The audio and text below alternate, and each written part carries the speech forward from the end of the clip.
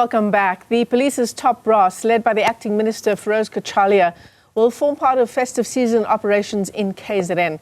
This visit will include walkabouts at shopping malls and other areas in eThekwini and other districts. Newzroom Afrika's Ngcobo is on the ground for us, following some of those activities. Ziyanda, fair to say that Firoz Cachalia, Fani Masemola, just some of the top brass that have been in various parts of the country doing these kinds of oversight visits, handing over of vehicles and the like. That's right, Michelle, and I couldn't help but reflect this morning, maybe facetiously so, about how we're coming up to the anniversary of that 31 December disbandment letter by the police minister who's on a leave of absence, uMkhanyakude, because it was during this time last year when, the National Commissioner, Fani Masemola, was busy on the ground, attending to the par for the course festive season operations when, they were hit by a bomb, in essence, by uMkhanyakude. Nevertheless, today, Nhlanhla Mkhwanazi, the KZN Police Commissioner, will be hosting Masemola and Cachalia, and they'll be doing walkabouts, as you've mentioned, in shopping malls and other identified areas. And one of the other districts they'll be going to is important. It's in the uMkhanyakude district, which holds the area of Manguzi, which is far north of where I am right now in Durban. It's about 5 hours away from here. But Manguzi is an area that we've covered quite extensively as Newzroom Afrika, insofar as the border between, Pongolo and Mozambique is concerned. That area is porous. In fact, the Border Management Authority are really finding it difficult to manage it, and we covered that during that series, Where to Next, last year with my colleague Malungelo Boy, where we were able to see just how, in essence, the only thing separating that particular border is a fence, and in some instances there isn't even a fence. It's literally you just cross over, like a somewhat of a meager like stream, and then you're already in South Africa or you're in Mozambique. And they actually do that every Thursday. There's a market where you can go shopping. So this is just some of the challenges that they would be overseeing, and I wonder as well whether or not they're actually making progress. A year in, year out, we are following and tracking and tracing the top brass of the South African Police Service in very similar areas, whether it's in shopping malls, taxi ranks, or wherever they go. But is this yielding the necessary results? The police visibility is there, yes, but is the behavior even changing? So we'll be seeing that parade taking place. You also see it in the Easter period as well, Michelle, where the officers from different divisions, from the Special Task Force right through to, just even the multidisciplinary approach, which will include the eThekwini Metro Police Department,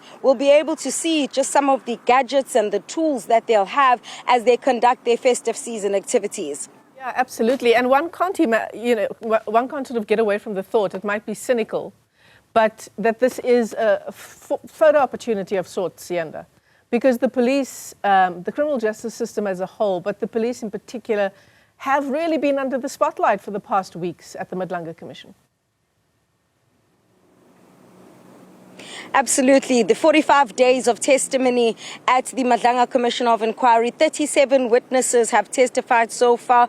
It has actually made one think differently about the South African Police Service. What we thought we knew probably changed over the last 3 months. And this is why, as I said, it is quite cynical, but you can't help but think, as you'll be seeing, Nhlanhla Mkhwanazi, the man who changed the game, in essence, on the 6th of July, when he held that media briefing, who's going to be standing next to Fani Masemola, who's the National Police Commissioner, who has lots of questions that were posed towards him insofar as his management of internal squabbles in the upper echelons of the South African Police Service. What did he do when that letter came in? He went on leave until mid-January, or early January, I should say, this year. When he came back, what was his understanding of that 31 December disbandment letter. And next to them will be the acting police minister, who is there as a result, by and large, because of that 6th of July briefing, which saw then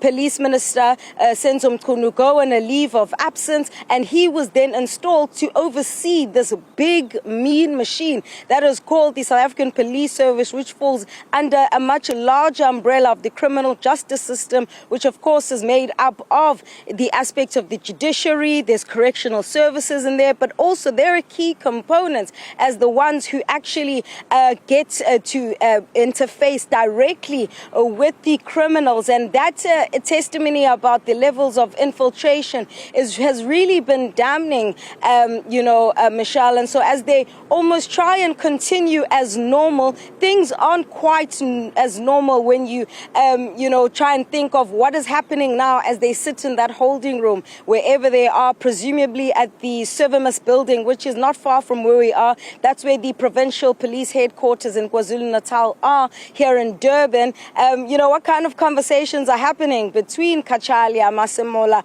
and Mkhwanazi? Is the relationship cordial? Is it just really trying to keep the issues around commissions at bay while they try at best to continue with the work that is very necessary during this festive period? Michelle. Yeah, Mkhwanazi, Fani Masemola testifying at the Madlanga Commission as well, sort of towards the start of when the commission began its work, Ziyanda. They surely do have a lot to talk about as all of us wait for the president's comments on that interim report, which we know is now on his desk.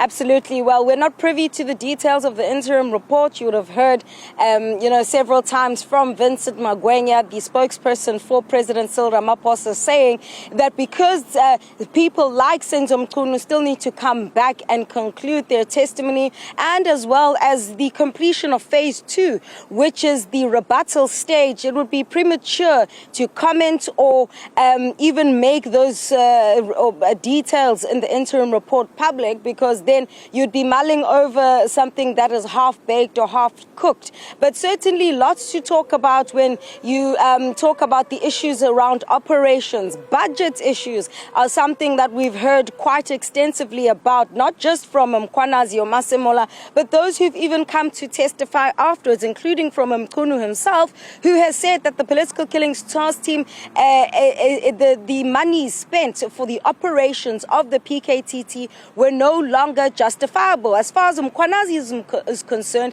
I mean, he's implicated members of parliament. You'll recall Fadiel Adams of the National Coloured Congress, Diane Kola Barnard from the DA. It went all the way to, not just parliament, but also other law enforcement agencies like the Hawks. The judiciary was implicated. And now we know, if you just look at the IPHC matter, that there's a sitting judge of the High Court that has been implicated in that particular matter. And so as they continue with trying to secure, provinces like KwaZulu-Natal, it's very interesting to just mull over this moment. It's been about 6 months since that 6th of July briefing, and about coming up to a year on the 31st of December when that disbandment letter was sent. The implications, it set off a chain of events that I don't think any one of those who will be standing on the podium here today could have, preempted. Lots of testimony that we're still expecting to come. But insofar as the men and women in blue who will be standing in this parade, I wonder what the morale is like for them as they watch what is happening seemingly at a distance, but very close to them insofar as their ability to do their job is concerned. Ziyanda Ngcobo, what a year it has been. She's live to us there in KZN.